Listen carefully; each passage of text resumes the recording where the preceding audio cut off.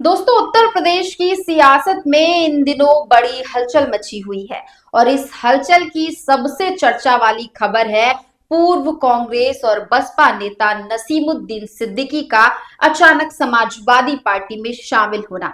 2017 तक जो नेता एक दूसरे के कट्टर विरोधी रहे, उन्होंने अचानक लाल टोपी क्यों पहनी? ये सवाल हर सियासी जानकार पूछ रहा है। असल में नसीमुद्दीन का सपा में जाना सिर्फ उनकी मर्जी से नहीं हुआ।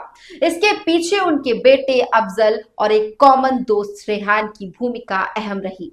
रेहान, जो अखिलेश यादव के स्कूल टाइम के दोस्त हैं, उन्होंने अफजल को सपा सुप्रीमो से मिलवाया। रेहान ने अफजल से कहा, अगर पापा माने तो मैं अखिलेश से मुलाकात करवा दूं।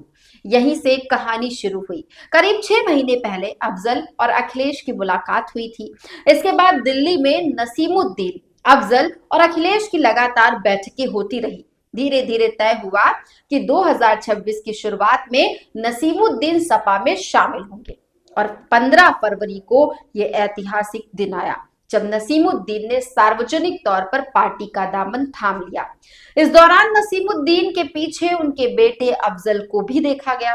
यानी पिता और पुत्र दोनों अब सपा के सदस्य बन चुके हैं। लेकिन सवाल यही है कि आखिर धीरे धीरे बड़े बसपाई सपा में क्यों शामिल हो रहे हैं? दरअसल 2019 के लोकसभा चुनाव में सपा बसपा गठबंधन के बावजूद हार मिली थी। इसके बाद बसपा ने गठबंधन तोड़ दिया।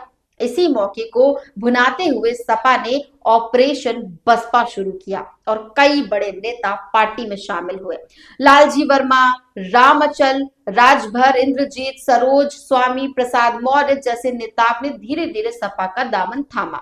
नसीमुद्दीन पहले कांग्रेस में थे, लेकिन 2022 और 2024 में हुए बदलावों और सपा की जीत ने उन्हें एहसास दिलाया कि कांग्रेस में रहकर कोई फायदा नहीं है। इसके अलावा उनके बेटे अफजल की सक्रिय भूमिका ने उन्हें सही दिशा दिखाई।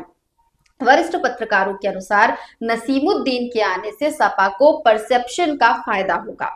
उनके पास लंबा अनुभव है मंत्री और संगठन के रूप में। इसका फायदा पार्टी की सियासी छवि को बढ़ाने में होगा। हालांकि नसीमुद्दीन ने खुद कहा कि वो पार्टी में सबसे जूनियर हैं, ताकि किसी विवाद या नाराजगी से बचा जा सके।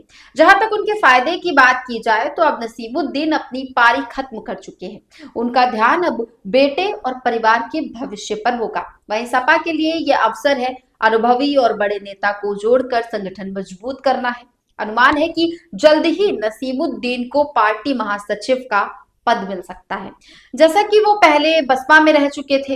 इस तरह नसीमुद्दीन का सपा में शामिल होना न केवल उनके लिए बल्कि पार्टी के लिए भी रणनीतिक मोड़ साबित हो सकता है। आने वाले चुनावों में ये कदम सपा की ताकत और परसेप्शन दोनों को मजबूत करेगा।